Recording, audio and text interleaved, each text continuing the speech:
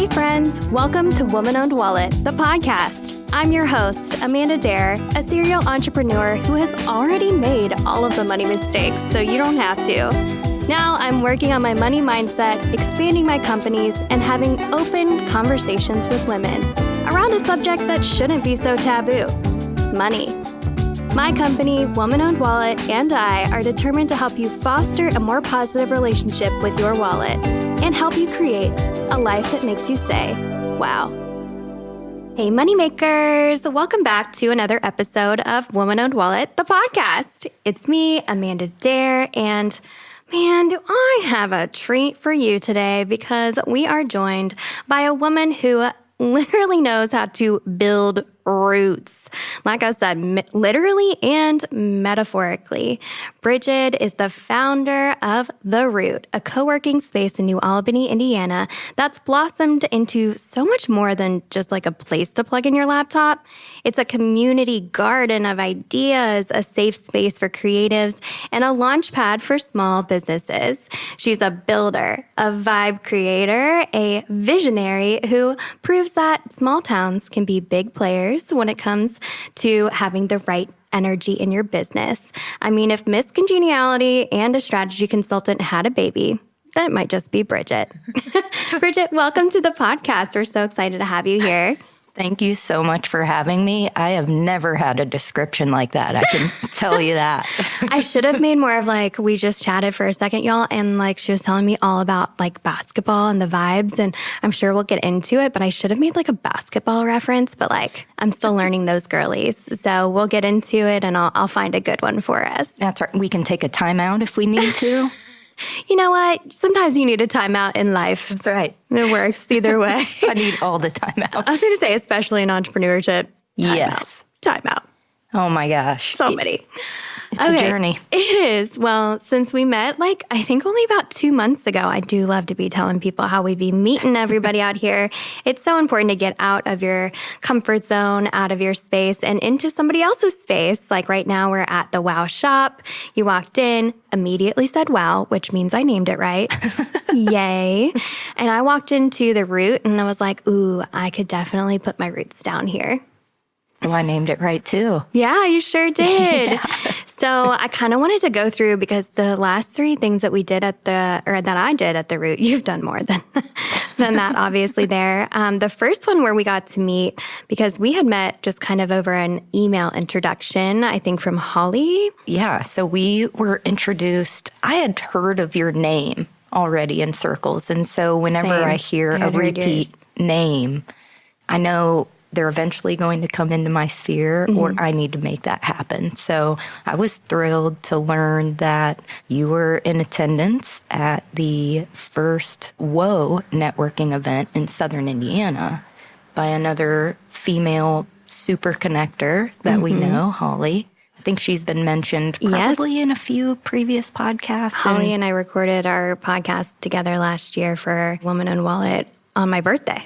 So almost excellent. A year to the day. Almost a year. Yeah. Yeah. And so much has happened in a year for both of you all. It really has. Yeah, you've been nominated for an award or 2, and I know Holly received an award. Yeah, so I drove her to those awards, and we were nominated for the same one, and I told her, I said, Holly, the only girly I want to lose to is you. Which, I mean, of course, I want to lose to any other girly because they're all amazing. But there was like 90-something submissions for the National Association of Women Business Owners for Entrepreneur of the Year or Business Owner of the Year.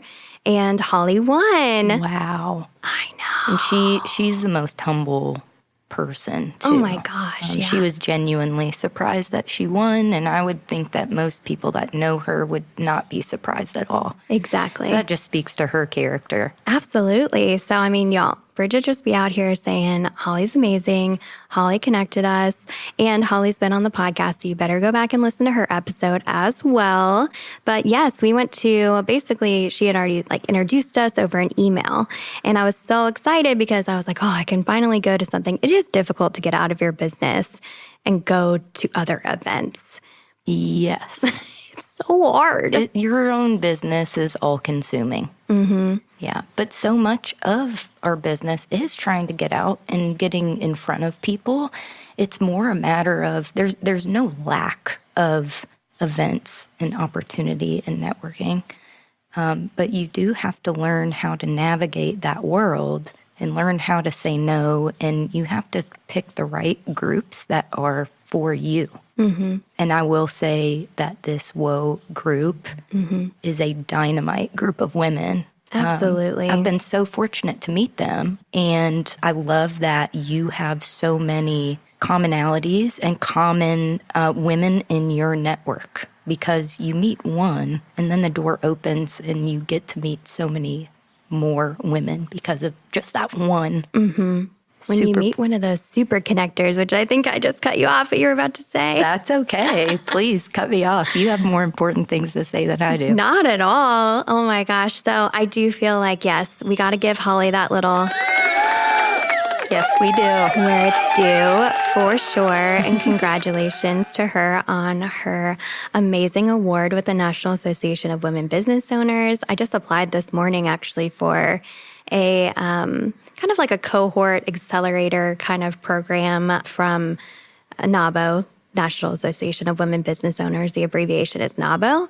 And so I applied for that. So hopefully I'll get in and I'll be doing some more fun stuff this summer. Wow. What are you hoping to accomplish? Because accelerator typically means you're at the beginning of your business. You're 4 years going on 5 years in. What do you want to work on? Well, I'm not sure if they actually called it an accelerator. I will say that's a word I pulled out of my own brain for it. But, and if you guys can hear it, we are sitting in the WOW shop and there's a lot of construction going on outside. So I know that this important conversation that we're having hopefully won't be deterred by the construction. However, I do understand that it might be a little annoying. So season 6, we're in our construction era.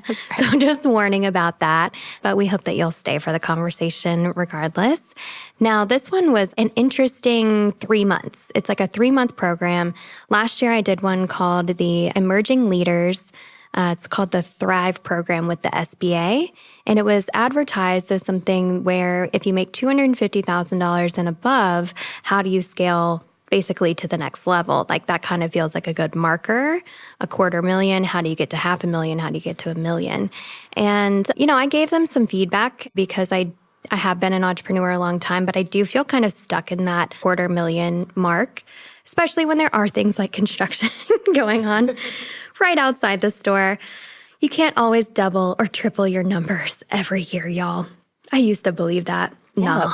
Well, and so much of starting a business, you know, you do bring your own experience in, of course, and hopefully you are a bit experienced. But with my personal journey, I did not take one business class. Yeah, I was wondering. I knew I would never be a 9-to-5er. So you and I were talking about creating our own way and how we create problems, but we have chosen to take this path. We created this life and we created our own bullshit.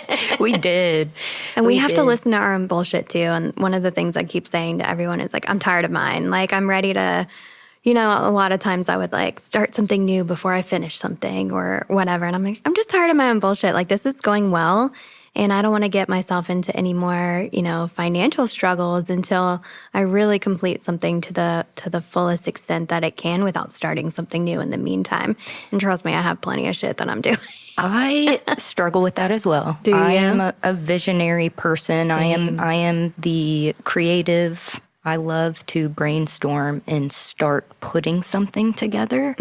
So I'm with you in that I can fall away from a project before it's done. Like that focus almost. But so many of us are multifaceted and multi-passionate. And I think it's impossible not to be. Yeah, it's so hard to only have one thing or one primary focus, especially if your business is very involved and there are a lot of pieces to that. It's very easy to get distracted and want to start something new. But it's also very hard to discern what is going to be the right path for you. So you have to experiment. You have to try these things. You have to say yes. before you can kind of hone in on what your path should be. Right. And I feel like if you know what you do know about yourself is that you're not going to get a traditional job. And I know for me why I chose that, but why did you choose a non-traditional route? Like, what was it about the entrepreneurship, or was it the excitement? Or for me, honestly, recently I've been more diagnosed with a few critical, that's the wrong word, chronic illnesses where I have to be really intentional about how I utilize my time. And the garbage trucks are just going by outside. That focus is difficult to keep. But I have to be really intentional about how I utilize my energy and my time because for me, one of them is diabetes. So kind of understanding that my sugar levels and how to maintain consistency is such a big word in entrepreneurship. And I don't believe that I can truly be consistent basically in a 24-hour cycle of life, in a day to day. So it's like, how do I set myself up for that success that I'm craving and so excited about? But how do I do it in a way that looks consistent and is consistently, showing off the impact that we have without having to be in it every single day all the time? And I feel like that's something that I just knew I've always struggled with. I tried to other jobs, but I'm curious about your story and why you got into it. That is a great question. So I have always been a kid that has had multiple interests. And ultimately, I just wanted to positively impact the world.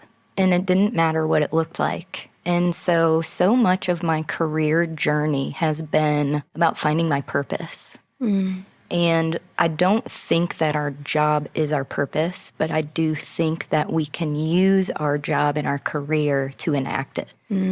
So I've always been very purpose-driven. I try to be intentional with our time. We're here for such a brief period of time. Right. So I knew that we spend a third of our lifetime working. That equates to about 90,000 hours. Dang.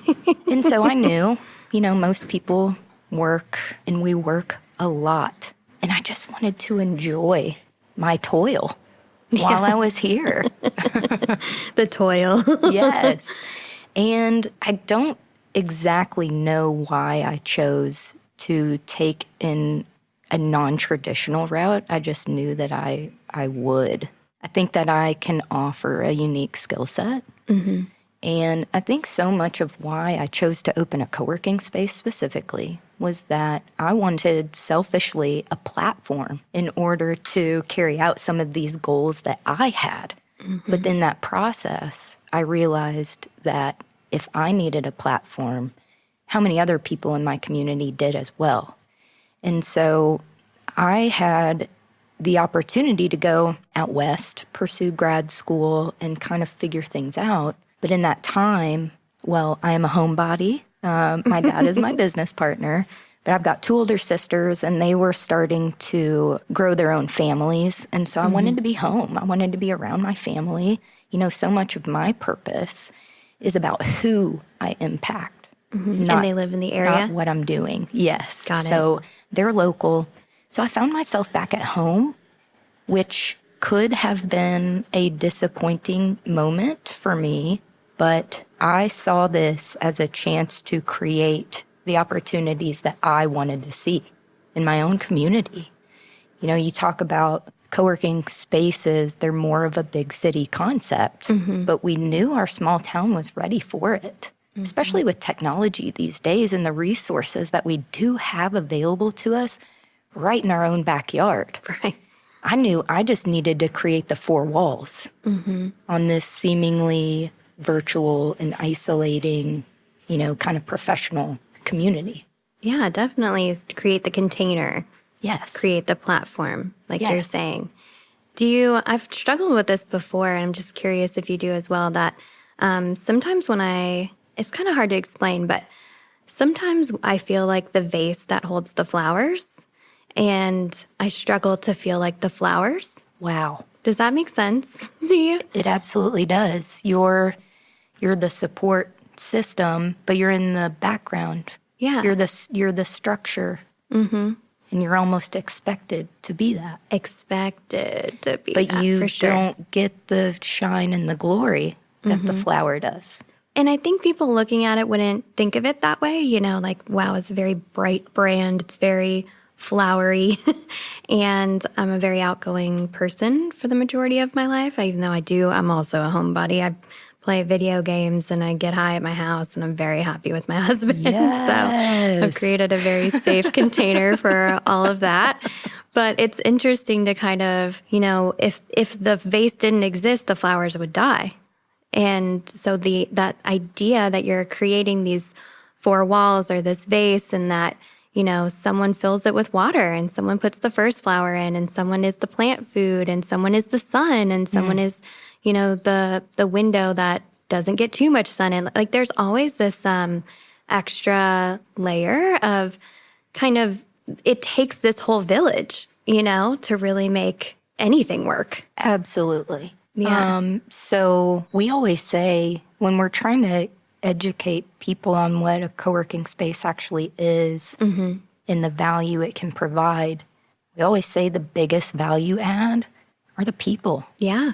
They're our members. They are the folks that cross our threshold every day, that talk to you at the coffee station, you know, that pick up your print copies for you, you know, that make an email intro for you. Our community is made of those people. Yeah. And so it's so fun for me to take the back seat. Yeah. I'll be the vase all day because we have so many amazing community members with the coolest ideas that are doing so many positive things. Right. That I want to lift them up and I do want to give them the shine. If they weren't part of the root would be just those four walls. Right. And they can be rooted in that vase, you know? They can have the soil, they can have everything that they need to be this really successful. And to me, if you're happy, you're successful, like in any moment. Yeah. That you can have this successful in whatever that way that looks to you version of yourself, of your community, and of your business that you're growing or the business that you work for. How do you create, like, that's kind of a culture question because, I mean, do you have people apply and then you have, like, how do you keep the flowers flowering, you know, and how do you create the culture of being there for one another? And I did hear a quote recently that I said that I really liked is like, if you want a village, be a villager. And so you have to be open to not expect, you know, one of the ways, listen, we can get really deep here, but like one of the ways we could defeat, you know, Amazon is by being villagers again and not being so separate and divided with one another.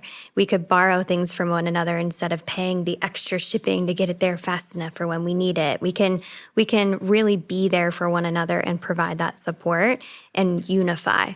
So sometimes I'm just like, how do I be the best villager? And then recently I've had to call upon my village and I've struggled to ask for that help as well because I was always the vase.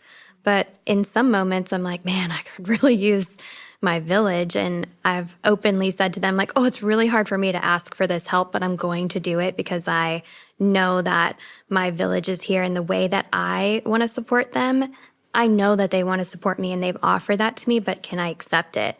So that was like 14 questions, but my main question is how do we keep that container of the co-working space? You know, are there rules? Are there guidelines that everybody agrees to? How do you kind of cultivate that? So this is something I work on and think about daily, and it constantly evolves because your members change. Right.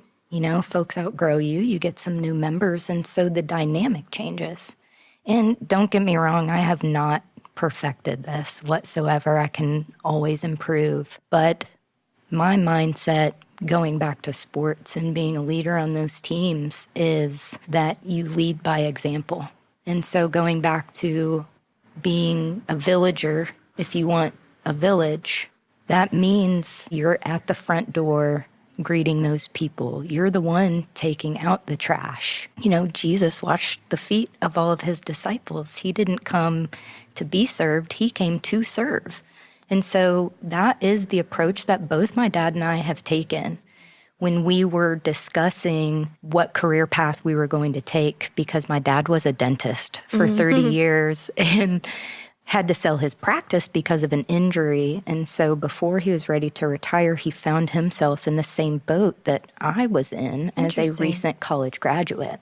And one of our conversations was, well, how do we make an impact on people every day? Again, most people work. And so we knew we could get daily touch points with people and show them love. Our vision is to show the business world what love looks like. Because business, well, this could be an argument, but should be probably absent of emotion, right? We can't take a lot of things personally, but we disagreed in that we can bring a personal touch to the folks that we interact with on a daily basis. So I think it is really about listening to your base. Yeah. You have to provide what they want. Our business model and plan is constantly getting updated and evaluated and thrown in the trash and rewritten because we have to listen to what the actual need is. We can't make assumptions about what we think they need. Whenever I was first starting the route, there was this really incredible guy. His name is Kyle Keeney. He was with Elevate Ventures, which is a venture capitalist group out of Indianapolis, but he was our region's representative, the entrepreneur in residence.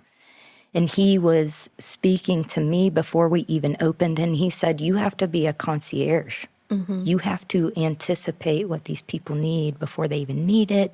So I've gotten a lot of just different advice around how to keep a community together. Yeah. Do you feel like there's one thing that sticks out that somebody's like asked you for and you were able to provide, or maybe that it took you a minute to implement, or what is maybe one example of that? So one of the recent challenges that we're actually going through right now is that a lot of co-working spaces speak all of the language that I've been speaking into this microphone right now about, rah-rah community. Right. But then on the back end, there is not as much follow through, or there is not as much intentionality behind connecting the members to whatever it is that they need. And so we have listened to that feedback from our members. And as they approach us about needing a specific resource, we now have a vendor network behind us so that we can be a one-stop shop solution for any business need. Because all businesses struggle in, these same buckets, whether it's HR, somebody needs an assistant, marketing, sales, tech and IT support. There are all of these things that we know a business is going to need help with. And we've been fortunate enough to meet so much of the business community that we have a pretty robust Rolodex now. And so whenever a member approaches us about anything, we want to be the solution for them. Yeah, I remember hearing about that when we were at the WOA Network event. I think it was like a lunch event where we were all hanging out, and then you gave free co-working for the rest of the day, which is very sweet. And just so you know, if you're not in the Louisville area, the WOA Network is like I think it has 3,000 members now. It is the fastest growing women's leadership network that Holly Hartman and Izzy Nally run, two great friends of ours. And so they worked with you to create an event that was I think it was called Rooted Connections. Yes. Because cute. Yeah. Good play on words. Yeah. There's so much imagery and puns you can make with the root. Right? It's great. It works out. It does. It's good branding. I like it. So I remember they were having you speak at the end, and they let everybody introduce themselves, and I came a little late, so I'm just like, what are we doing? Hi. You shined. Whatever. Snorting over here, of course, yay. But you're so genuine. I know you're about to launch into a point, but you are so genuine and it comes off. Oh, thanks, friend. Yeah, anytime you open your mouth, I've got to say, I thought you were hilarious from the beginning. So I think I got to be a little funnier the second time we hung out, which we can talk about. But yeah, it's one of those moments where I remember thinking, and Holly and I have talked about this, and my other friend Heather, who owns the Bee Scene, and my friend Robin, who owns the Nest, and we were all chatting about, I had this dream one time to have like a warehouse where basically the middle was the conference room and around all the edges were the offices. And, you could rent an office if you were getting started. There was warehouse capabilities. There was just everything that you might need for, mostly because I love product-based businesses for product-based business, but around it was a lawyer and an accountant and like every month, basically they got a new customer by you coming in and renting one of the spaces, but you also had a resource throughout the day where you're like, oh my God, I'm in my QuickBooks and I can't figure out how to add this journal entry. Like there's an accountant, I can like buzz them over and see if they have a second. But you would get some time with each one of those people and we could create this network. So we had chatted about that, but of course it gets difficult because not everybody's going to want all of the same people in their business, but potentially it could offer, like you said, that Rolodex of just opportunities, of services, of the classic things, of insurance, of hiring, of firing, like taxes, all of that stuff, marketing, branding that people need in their businesses. And I do think it's really cool that the Root offers that as like this concierge. I like the word. Concierge. She's a fancy very bitch. Fancy. Yeah. My pinky's up right now. I know. I was literally like, but then I felt like SpongeBob when SpongeBob has to have this pinky up, and I'm like, that's more my vibe. Me like too, I think. Fancy SpongeBob. Or maybe Sandy. I don't know. Anyways, I love her because she's got the little astronaut outfit on, the squirrel that lives under with like a little Sandy flower. cheeks. Yes. Yeah. Oh my gosh, she's so cute. Actually, just like random other plug, we're working on our like summer line of stuff for the store, and this company called Chill House, because we sell a woman-owned product here. This woman-owned company called Chill House does press-on nails, and they did a collaboration with SpongeBob, and they're the cutest little nails. I'm like so excited. Oh my gosh. I know. So how do you choose? They're called like bikini bottom and stuff, but they're like a fun like blue, a purple, a pink, a yellow. I'm obsessed. That is so fun in hitting the right target market. Yeah. I think, my age group was hot and heavy into SpongeBob. Yeah. Yeah. It became a problem. I think I was in high school watching it, and one of my sisters was like, "You're way too old to be watching this." My best friend still watches it, and I just turned 36, and I'm just like, I just know she's going to be into it. They also did a collab with Clueless, so there's like the plaid nails, from oh my gosh, her outfits, and I was just like, oh my. Because I've always dreamt of that closet, she had on her little computer. Yeah. It's like a mix and match. That doesn't match. This does. And I'm just like, yes. I wish I had that. I mean, I kind of do. And Robin Nance, who is, I believe, the director. I'm not sure her exact name. Yeah, she's the executive director. Executive director. I feel like that just deserves a little it feels fancy. It absolutely does. She definitely could have her pinky up and then she would flip you off the next second and I would be into all of it. Yeah. But Robin Nance, who's the executive director of the New Albany Main Street Association, she was the one that orchestrated the second event that we were like hanging out with before. That's right. And that was the She Means Business event. Yes. And it was on International Women's Day. And it was so cool because New Albany is such like a walkable city. So if you're not from Louisville, again, it's just something to kind of think about is that Louisville is a river city, and right across the river, because we do have people that listen from all over the world. So I like to explain geography a little bit. I need a geography lesson. I missed those in elementary school. Yeah. I'm like, where is that thing? But I'm somebody who I think spatially, I really love talking about directions. I'm one of those weirdos that's like, which way are we going to go? But are you like a Midwest direction giver where you say, instead of take a left on Main Street, you're like, take a left at that big tree. Mm-hmm. And then there's a fork at the red barn. You go right of the big barn. Exactly. It's all like landmarks. It's not street names. No, it's vibes. Yeah. It's go to your heart's content. When you hit the railroad, you've gone too far. Yeah, that's right. But it's like that kind of vibe. Or once you cross the bridge, immediately get off the exit. Like I could tell people, I don't know the street names at all. I could tell people exactly how to get to the route. But I was chatting with Robin, and she created that entire event, which was so cool. And she got together because there's so many women-owned businesses in New Albany. So this is like right across the river, y'all. So it feels like the same town, but it's an extension. And sometimes we even hear that it's another neighborhood of Louisville. Kentuckiana. Yeah. Or Indiucky. Indiucky. Have you heard that one yet? Indiucky is great. I guess I've lived in Kentucky too long. I mean, I do live in Indiana, actually. You do? I live in Jeffersonville, so it's like right across the river. Oh, nice. As well, but New Albany is kind of the goal. It's such a pretty spot. It's beautiful. Yeah, we go to all the farmers markets and everything down there. Yeah, there's been so much energy and attention on revitalizing, especially our historic downtown. Really? Yes. That's exciting. And now they're working on building the Midtown and Uptown. So Where's they're that? trying to connect. Upstate Street or something? Do you know where Vincent's Street is, where the high school is? That's Uptown. So where X-Toll magazine is. That's pretty close. Strands and Threads. Okay, got it.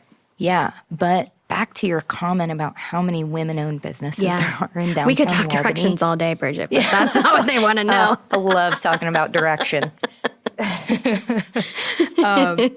So there are an insane amount of women-owned businesses just in a few blocks. Mm-hmm. I think well over 100. And I mean, this town is small. Mm-hmm. So it is a pretty shocking number, but in the best way. It is. Hey, Moneymaker, did you know that one of the most powerful things you can do with your dollar is decide where it goes? Introducing the Woman-Owned Wallet Tour, your new favorite way to explore cities through the lens of woman-owned. From cafes and boutiques to salons and sweet spots, we're mapping out the baddest businesses powered by women. Think of it as a self-guided tour meets empowerment hour. Grab your friends, your wallet, and your walking shoes because we've done the research so you can do the shopping. Every stop you make puts money directly into the wallets of women, and around here, that's the goal. Ready to walk the walk? Visit womanownedwallet.com or come into our storefront in Louisville, Kentucky, and start exploring woman-owned businesses near you. Is it true that girls live longer than boys? This store is very amazing. It's so cool. Your shop is the cutest. I love all the pink. And I love that you're supporting women. Keep on doing what you're doing. All right, bye. So I was talking to Robin and I was like, listen, we need a WOW map over here. Yes. So in case you're not familiar, we have the Woman-Owned Wallet Tour of Nulu, and we have over 40 woman-owned businesses within a couple blocks. We're literally sitting next to one of the maps over here. And it's a really beautiful experience because when you know, like we were talking about, you know, the world sucks a lot and everything, but when you know where your money is going and you know that women put more money back into their communities traditionally because we usually are in those caretaker positions. So when you know that putting money into the wallet of a woman is going to benefit not only you, but your entire community, it's a beautiful expression of love to your community to do that. Absolutely. Yeah, and I think it's really important because for Christmas, I trademarked Woman-Owned Wallet. Congrats. Thanks. That's a tedious process. Well, I have a lawyer, so she did it. Well, when you can pay somebody else to do the hard work, that's always good too. She's been around for such a long time with me, and she's like, I just know that this, like, she believes in me so much, and she deals with all my bullshit where I'm like, is this illegal? Is that good? What's this? She's read all my contracts, and she's like, this, and she scares me a lot, but like in a good way. Another one of your too many things. Tethers, right? Yeah, she tethers me down as I am the hot air balloon. Like, cannot be tamed. You're usually. so full of hot air. So full of hot air. I'd basically just yap to get it all out all day. Like, the whole day. Well, you're in the right place. You got a mic. Exactly. Give me a microphone. Let's go. But she was like, we're going to trademark this. And she got it to where the tour is included. Like she did all the fancy things. And if you need a lawyer, just let me or Brigid know. I'm sure we can get you a great one. Absolutely. Yeah. Because I do think it's really cool that we can be that concierge. Yes. But that's why I was talking about Robin, because she kind of feels like that for New Albany as well. And I'm trying to do that a little bit for, Nulu and everything. But we get so many tourists actually in our area that I feel like you guys probably get like more locals. Would you think? Yeah, we do have a tourism bureau in Southern Indiana, and they work so hard. Yeah, beautiful job. Yeah, they really do a great job of putting together tours as people do come into town. And there are plenty of reasons.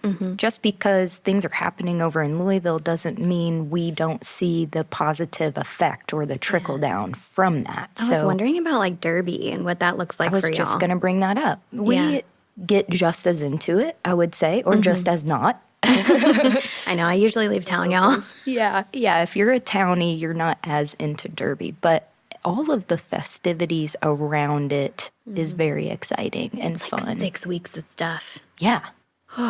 Yeah. I mean, we beautiful. Gear up for this all year. Yeah. Yeah.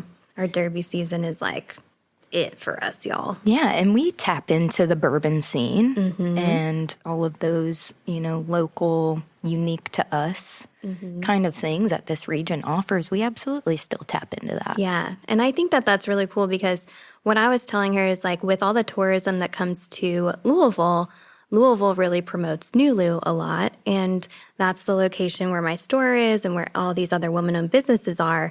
But a lot of people ask me like, what's another neighborhood they should check out? And knowing that the majority of them are looking for something walkable. And as much as I love so many of our neighborhoods, Louisville is usually, you kind of need a car to get around, at least it's a very short Uber ride. But the walkable concentration of businesses, especially women-owned, is in New Albany. Interesting. So if they wanted to go on a short Uber ride across a bridge that doesn't have a toll. That's right. I mean, it has a lot of construction on it, but what doesn't in Louisville right now? That's true. Then I should send them over to New Albany because on the She Means Business Day, and I mean, on a ton of other days that I hang out in New Albany, there's not only a ton of woman-owned businesses, but the sidewalks are beautiful. The street has been redone. I think that you were talking about you were just going through some of this construction in the last couple of years. Yeah. But there's this done. Yeah.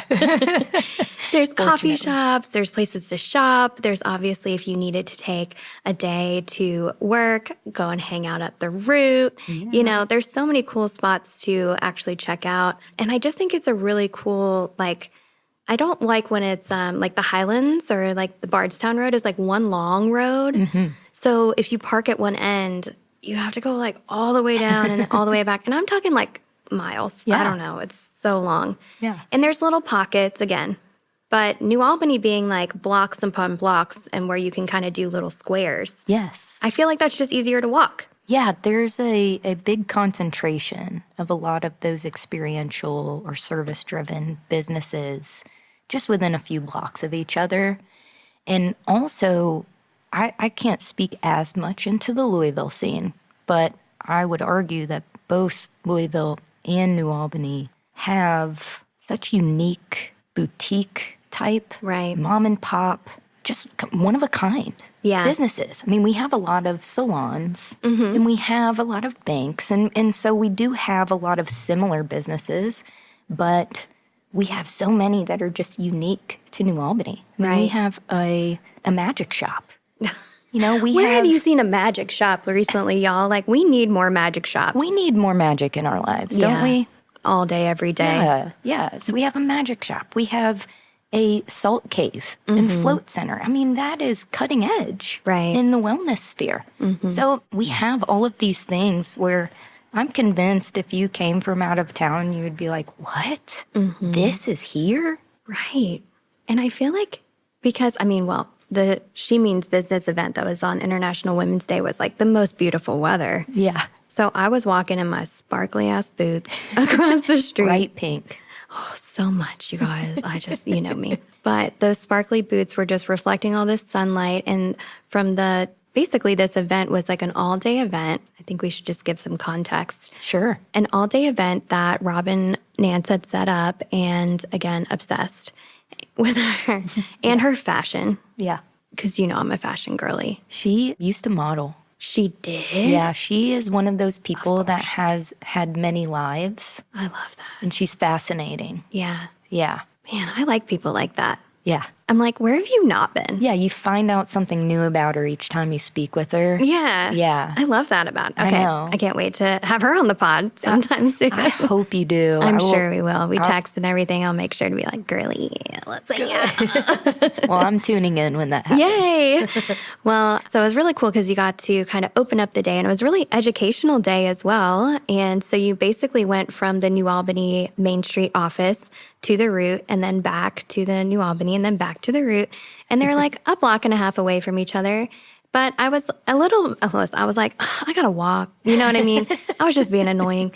And I was like, okay, but in between each one, I either walked with someone or walked by myself.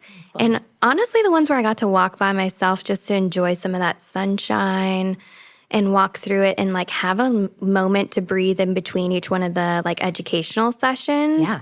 Is really beneficial to have in, of course, such a beautiful day. So I was like, I'm going to just get on board with this. Like, the sun is shining. It's gorgeous out. And I needed that time to almost process the education that I just learned in order to be able to, like, go into the next event ready to learn again. Yeah. And then at the same time, how many other women-owned businesses are you walking past? Exactly. When you're trying to get to the next location. I got a coffee from True North. I bought an art print. Yes. And I was like, I got to go back to my class. I was got some shopping and some coffee in the middle of it. Hung out at the wine shop for a second as well. Like, our friend Lauren owns that. Lauren should be another guest if she hasn't already been. I'm obsessed with Lauren. Especially with Mashup. The food hall. Oh, right. Did you know she was heading that up? No, tell me what you know. I don't know much. Okay. Other than we gotta be asking. It's a combination of co-working space. Yeah. But then it's multiple vendors. Mm-hmm. So if you're from this area, it's like a Logan Street. Yeah, Logan Street Market has like a lot of community space. Where you can hang out and there's like free games to do and stuff, but they also have the food hall and vendors for like a little shopping experience. So that's a really cool spot. Yeah, it's kind of like a co-working space, but for artisans and culinary chefs. Oh, that's cool. And it's going to be in New Albany? It is not. It's in Louisville. No way. All right. Well, we got to talk to Lauren. Yeah, you do. We got to figure it out. Her parents own a restaurant that I used to frequent because I lived in Sellersburg, Indiana for a while. Yeah. Neil and Patty's is what her parents owned. Just a little nod to them. My husband and I used to go. It was kind of like our neighborhood haunt. You know what I mean? And we would go there on like a lot of Fridays. And there's this girl named Amanda who's the bartender. And she had like 6 kids or something like that. And we were always like, whoa. Wow. That's a lot. That's a lot of kids. But she was like, she was the best like conversationalist and everything. It was really fun. But Neil and Patty's had like really good food. And I think I was just on Facebook one day and I was like, she had posted about it during COVID. And I realized that, oh my gosh, like it's her parents. And so I just feel like ingrained into the family. Oh my gosh. Yeah, I knew that her family was based in New Albany. And so it was really cool that I first met her at Story. No way. Yeah. How fun. So I was introduced to her within the co-working industry, but then found out she was opening the wine shop. Oh, yeah. Over in New Albany. And it's been so refreshing seeing those types of business owners and people like Robin coming back home again and reinvesting back into their community and bringing these new experiences for people. Yeah, I think that's really cool as well. And I feel like it's awesome because it really supports everything that has been happening there and will continue to just flourish together. I mean, we have to all come together or else it's not gonna work. Yeah. And we do have a unique community in that there are so many communities that claim to collaborate, but then duplicate or go around or just completely disregard partnership that'll benefit everybody. But I have truly felt that so many of the support organizations around entrepreneurship in our area are led by people that have the intention to collaborate and work together for the betterment. A rising tide raises all ships. I feel like most of the community leaders have that mentality. Absolutely. I agree. And I feel like to do it solo, when we're all in this situation of like, as an entrepreneur, like you don't have very many peers. So finding those peers and knowing who you can talk about when you are feeling alone or you do have a question, it's really important. And this is kind of turned into some like networking chat, but like it's really important. And to the same vein of getting back to like the root a little bit is that, I do, and to myself, like I am a genuine person. I'm not going to start something somewhere if I don't feel it. And as I attended these events and I was like, I do live on this side of the river. Like I want to show this off because it is such a beautiful community.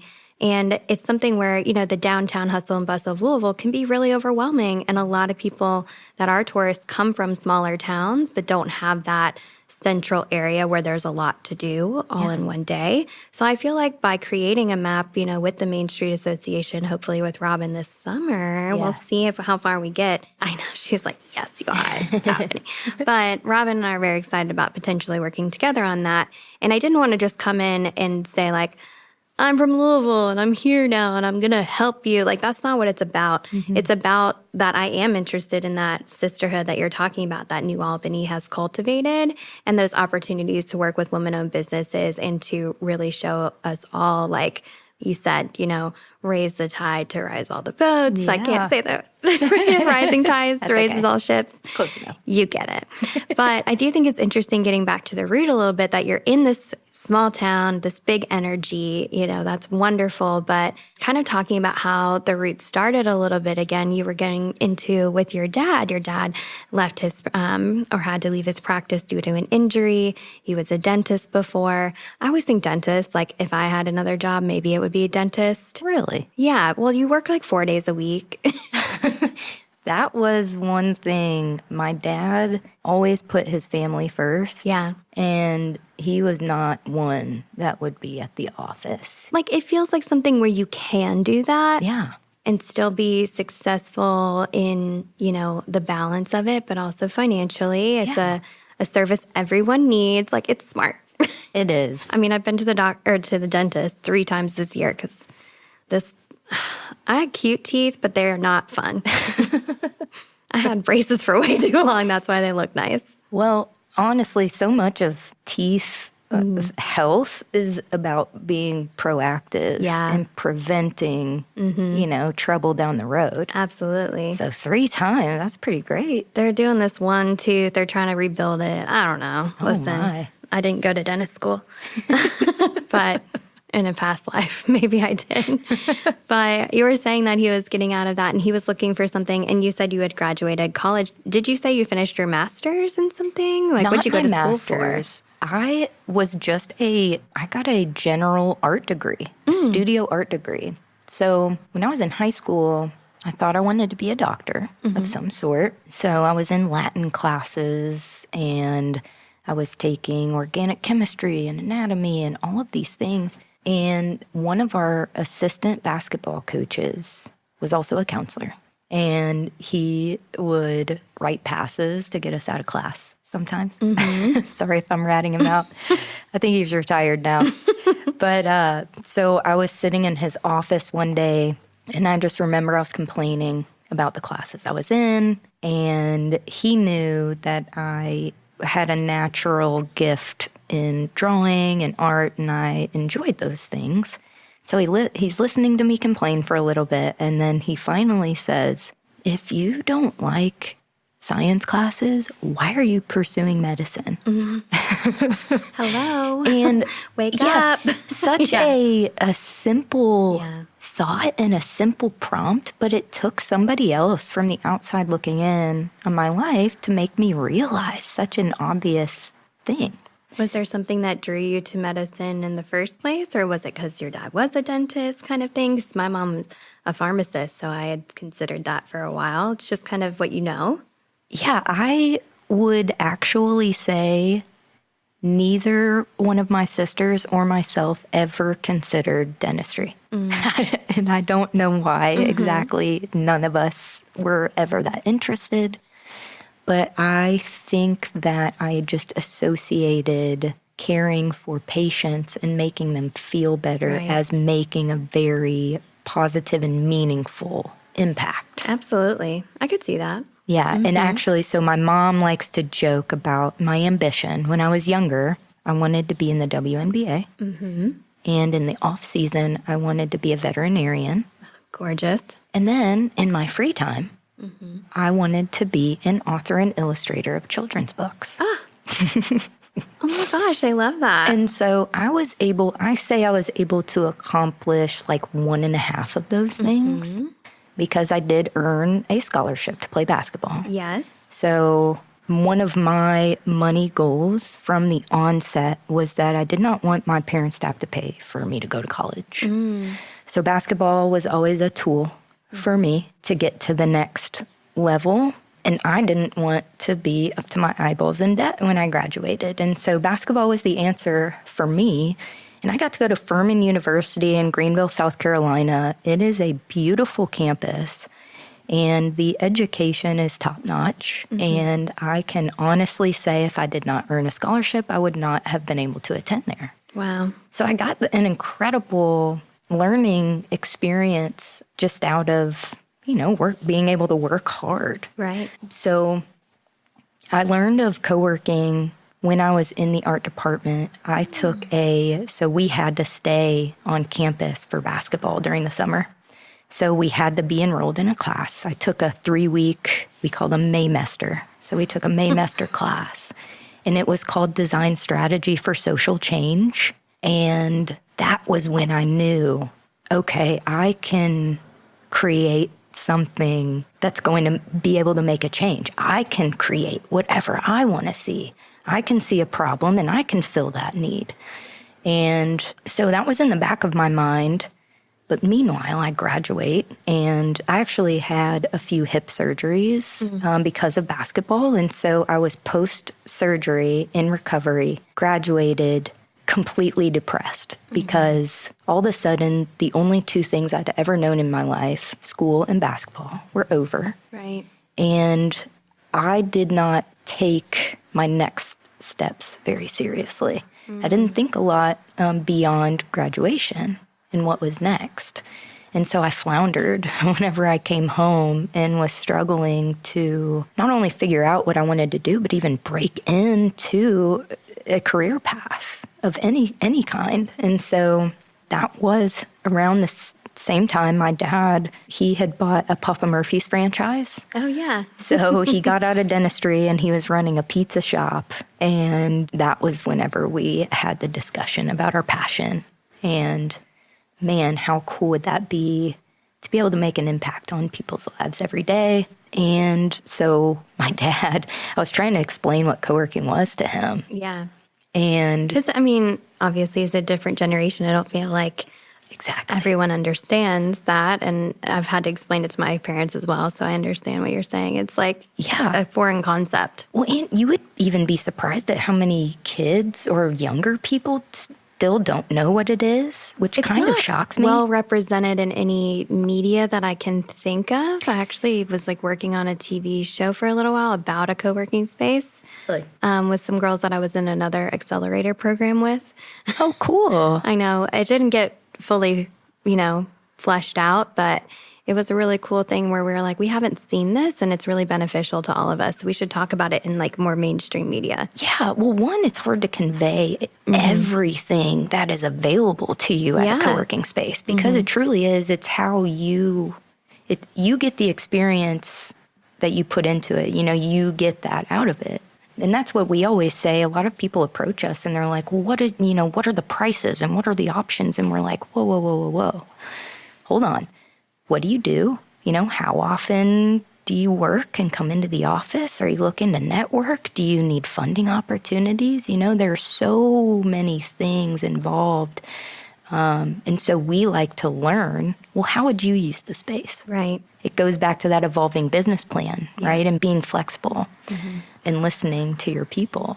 So what did he say? Were you like, this is like, people like come and they like have coffee, but it's like free, but it's like part of their membership. And then we like provide them resources, but like they didn't exactly pay us for that. They pay us to come and work. You know what I mean? Like it doesn't feel so straightforward. So how did he react? So he had no idea still. I mean, I probably spent, 10 minutes talking to him, trying to convey what it is, and he still couldn't really understand. And he had said that there was office space in demand at the time in downtown New Albany, and we knew there was a lot of excitement, again, building around that area. So we knew, okay, well, we can get a building. We can invest in the building. Right. And then if the business fails, we still have the building, so trying to build out that plan B, plan C. Mm-hmm. And so you purchased the building. Was that the first? We did. So I can get into that. Mm-hmm. We are buying it on contract. Mm-hmm. And we had actually a really great contractor who owns several of the businesses in downtown New Albany. And he is just very cognizant of how he wants that city to grow. So he wants the business to be relevant, be a need. He wants to know it's going to be successful if he houses you in one of his buildings. Mm-hmm. And the beautiful thing was he allowed us to buy it on contract so that we could build up our credit. We could start making those payments, and then we transferred kind of like a rent-to-own situation. That's exactly it. Yes. I've actually proposed that to my landlady. And? Well, she's not ready yet, okay. But she's owned the building for 30 years, and she did let WOW beat out other opportunities that were trying to rent the space because she wanted something, like you said, like culturally relevant in a community building kind of space, and she wanted it to be something that was generous, to the community and what it brought back to it. It makes a social impact. Yeah, exactly. And she's a female artist herself, so she was just like, this used to be my studio. Yeah. And I owned other businesses at the time and showed her that. And I mean, it was just the map that I had. And so I was like, I've been trying to fit this into my other minimalist business where we make little black dresses, but it's a maximalist pink aesthetic, and like I can't get them to fit together. And I explained that to her, and I explained the map, and the goal of the store was to sell a woman-owned product and everything, and she was all on board after that. But she let us beat out a few other spots. Wow. And I told her, I was like, I want to be your retirement plan. So she's just told me she's not ready to retire yet. And I'm like, great, I need some extra time to get some funds together anyway. Yeah, but it's not off the table. Not off the table. Which is beautiful. It can't hurt to ask. Can't. You got to put those intentions out there. Yes. And there's other spaces within our building, kind of like how you have it, to where there's private offices, there's the open space on the first floor. So behind us, because this building was built in 1860. Oh, cool. Which I would assume your building is 1859. Yeah, I was going to say is a very similar timeline. Yeah. And I don't know if it's exactly 1860, so maybe they literally are twins. But but behind us, we have a courtyard area. And then cool. It used to be like a boarding house. So there's a lot of smaller rooms. So they're perfect for little offices. So I used to rent some of those and had previous business in one, had the podcast in one, had offices in another. There's like 9 spaces. I wouldn't know that just looking at the facade. I'll give you a tour. Please do. It's so cute back there. But yeah, I think that's really interesting and something where people don't often consider like a rent-to-own situation. Or maybe it just sounds like something, again, that they hadn't. Maybe it's just not an option they've ever considered because it doesn't feel traditional in the way of funding. Yeah. But if you are interested in that space and creating that container, that vase, that rooted system, then you're going to need the space to be able to do that, the 4 walls. Yeah. And you have 4 floors of 4 walls. We do. So our building is deceivingly big. I didn't know there was 4 floors when I walked. I was like, wow, it just keeps going. It really does. Yeah. Yeah. We have a hybrid space. So we have a shared floor on our first floor, and then we have conference rooms on our second floor with some private offices. third floor, fully private offices. And then we had a bonus space in our attic where we were able to build out a creative studio. So if people want to record podcasts or record some music or do some graphic design work, listen, or if this construction keeps going, I'm going to be like, Brigid, hey, I'll give you a sweet deal. Yeah, I was able to rent that space for like a relaunch basically of WOW. We're really just kind of rebranding a little bit, getting, it's almost 5 years that we've been in business. So like, I was like, I just need to not be in our space and have time with my COO and my graphic designer to really make sure that we're intentional about the next moves. Yeah. And we met for like 4 hours straight in that cutie little attic that I didn't realize even until now was an attic because it's just so cool. Yeah. So what's beautiful if you were to walk into our building is that we were able to repurpose a lot of the historical artifacts that were found during the renovation.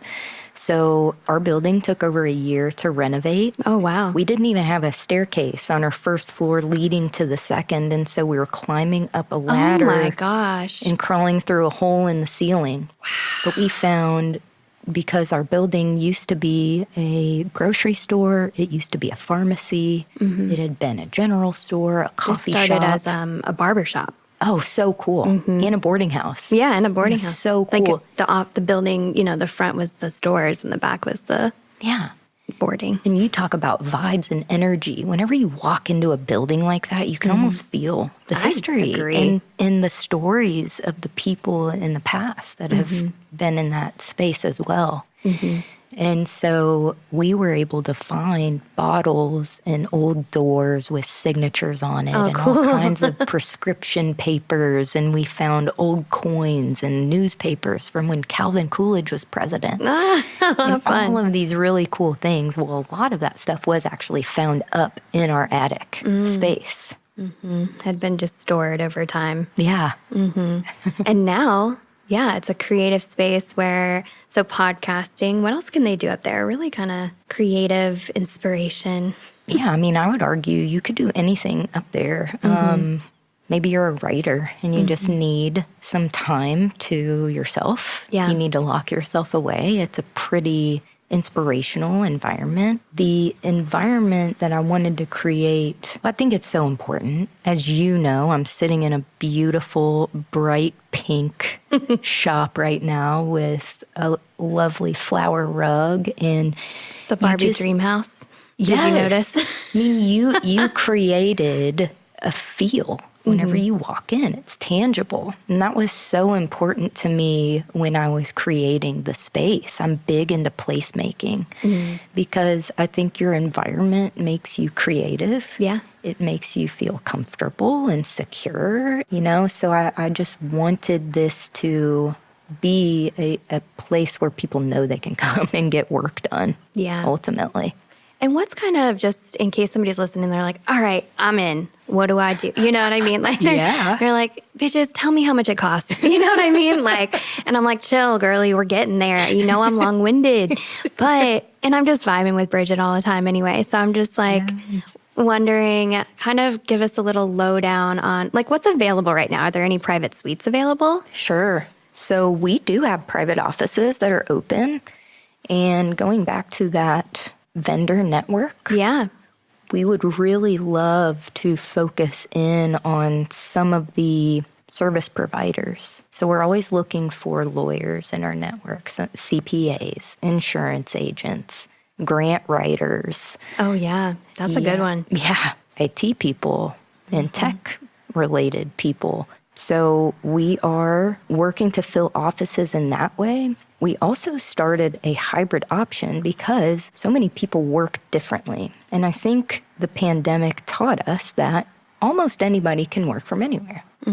It's doable. And I think that since COVID, now we're seeing a combination, I would argue.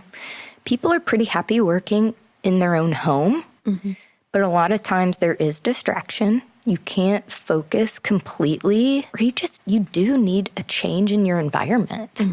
It brings out inspiration and collaboration with other people. It's just kind of fun to be somewhere different. And so we started Co-work Suite. So it's essentially like a hot desk that you could rent for the day, but we do it month to month as well, where you have a dedicated office, but you are going to share it with other people. Got it. So like you have to kind of schedule it in, or how does that work? Or you just talk with them? Yeah. So right now we're actually going through a website update. Oh, nice. Yeah. Cool. So going back to just being intentional about our members and how we're serving them. Sometimes people think it's like one and done. I'm like, no. Well, and we knew whenever we were creating the original website that, oh my gosh, this is going to need to be updated as we go. But so much of it is you're learning as you go. And instead of getting overwhelmed by all of the things that you have to do to start a business, you just take it day by day as the problem arises. And then it's so much less overwhelming. I agree. Yeah. So we've gone through some of the options for coworking that people are like, oh, I don't know what this is. I don't know what I want to do. We love a hybrid situation. And I agree with you. We're actually shutting down our Wow Factor offices and event space that we had basically across the street from our Wow shop. Now the Wow shop is still here. Don't worry, y'all. It's too cute. It is. I used to say it's like too legit to quit, but it's too cute to quit. So I got to hang out in here and just keep enjoying it. But as we went through, Adrienne and I had those chronic illnesses diagnosed, and I'm exploring other ones right now. She has had a child. And so really just what worked best for us as women going through different transitions in our lives is that a hybrid situation worked out best. Yeah. And when we were needing that space and we were like, oh, quarterly, I think that's all I personally need was something quarterly. And when I was, registering on the website for the route and like going through everything, I was just like, oh, this is perfect. We can go out of our normal quarterly. We can get the next quarter just like organized and what are our intentions, get really creative with it. Yeah. And when we were able to do that, we got so much done. Good. It was such a good investment. Nothing makes me happier to hear than that you had a productive work day while you were at the root. And coffee, of course. Made a connection. You have to have good coffee. That was some of the first advice we got when opening a co-working space. You have to have good Wi-Fi and good coffee. Yes, absolutely. Can't compromise on those things. I can say they have both. Oh, well, thank you. We use a local roaster called Starlight Coffee. Oh, Starlight, yes. Yeah. Huber's. They're great partners. Actually, our audio producer works at Starlight. Oh, no way. Yeah, he's making the wines. Starlight Coffee is different than Starlight is it? I thought Distillery. It was the same. No way. Yeah. Well, just kidding. Yeah. But they capitalize on that. I'm sure they're gorgeous good branding. Too. Yeah. What a great name for really anything is. Is Starlight. I know. I mean, it just makes you feel inspired immediately. Yeah, I know. It does. So we have to have inspirational coffee in an inspirational workspace. Yeah. But yeah, we really try not to nickel and dime people. It's very affordable. Good. That is absolutely what we want, because so many businesses that are starting out or they're a one-man show, they don't have budgets. They don't really have the funds to even get into what they need. And so we really wanted to be an affordable option for people. And so we do have a variety of ways that people can come and work with us, whether it's a day pass or a bundle of passes. Maybe you just need the conference rooms. We have different packages for that. So we are crafting a more a la carte payment options for people, because we wanted versatile workspaces because everybody works differently. And we really did want to accommodate as many of those work styles as possible. And you have so many events coming up, like all of the authors, like I just saw so much cool things. So I feel like if you're curious about the route or a co-working space in your area, maybe what you should consider doing is looking to see what events they have coming up, because that really cultivates a lot of that culture and community as well. Yes. And I feel like if you can go and see the space and feel the vibes, then you'll know if it's the right situation for you. Yeah. And kind of even tiptoeing in, if you're like nervous about a co-working space, you can say, you know what, I'm going to get a day pass. I'm going to see what that's like. and then you end up getting, like a hot desk situation, and then you get a private office. You can upgrade as much as you need to over time. But just finding what works for you, I think, is really what grows our communities, grows our sisterhood with one another, and finding those other people that have that energy and that passion for entrepreneurship like you do.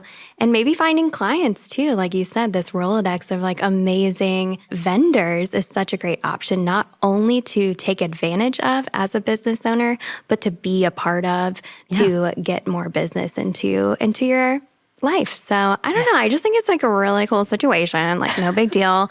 Like I'm obsessed with coworking, and I just think it's so cool. So definitely in your areas, check that out. And, Brigid, I really appreciate you coming on the podcast. I've had such a beautiful time, and I know that we're still learning each other, and I can't wait to continue that journey with you.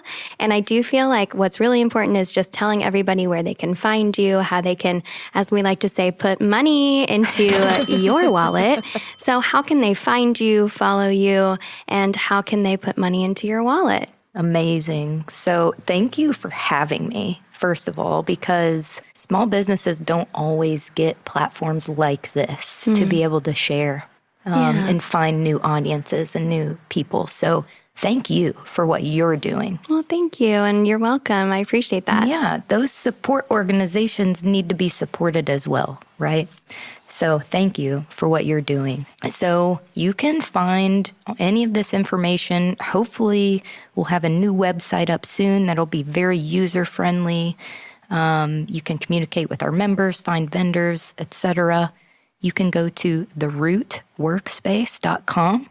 We're also on Instagram, Facebook, and LinkedIn. On Facebook and LinkedIn, you can search The Root. And on Instagram, we're at The Root Cowork. And now, we didn't even get into this, Amanda, but I am also an author and illustrator of children's books. Listen. So going back to my childhood dream, I did get to accomplish that. That's amazing. Congratulations. Thank you. Well, I have to just let you in on a little secret then is one of the other podcasts that I'm recording is with Little Loving Lessons. And they are illustrators of empathetic children's books as well and publishers of them. And we're working on one for our mascot, Penny the Piggy Bank. No. So she's going to teach you how...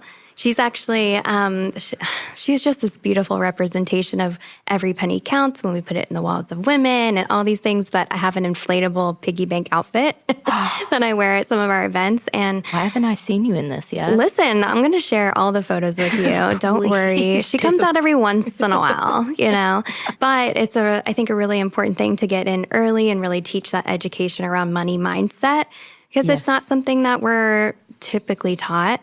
And so I'm excited to explore that, not only with them, but I think I've been calling that into my life and like looking for that. And now I have like they're two besties and you, so 3 besties that are like all about it. So yes, and I can introduce you to many more. Oh my gosh, that would be amazing. Look at this.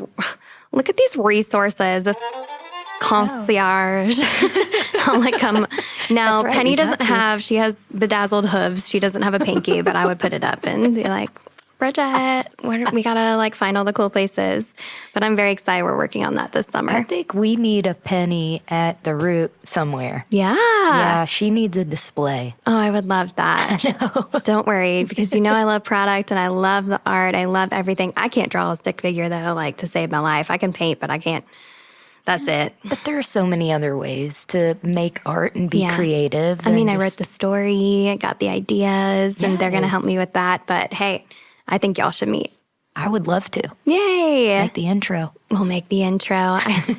That's probably where we should end. Let's make a new intro today. It's really important. Find somebody who can connect with someone else and really be the container, be that vase, be those 4 walls, and be that space where someone's going to connect with someone else so that we all see the flowers in our community. But yay. Let's end it there. Yes, please. That sounded fancy. Thank you so much. Thank you. I really appreciate it. And moneymakers, until next time, go out there and make that money.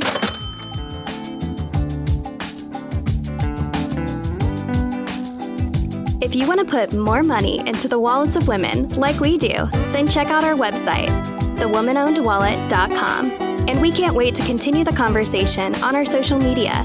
So definitely follow us on our Instagram @womanowned.wallet and on TikTok @womanownedwallet. You can support us by following our podcast on Apple, Google, and Spotify.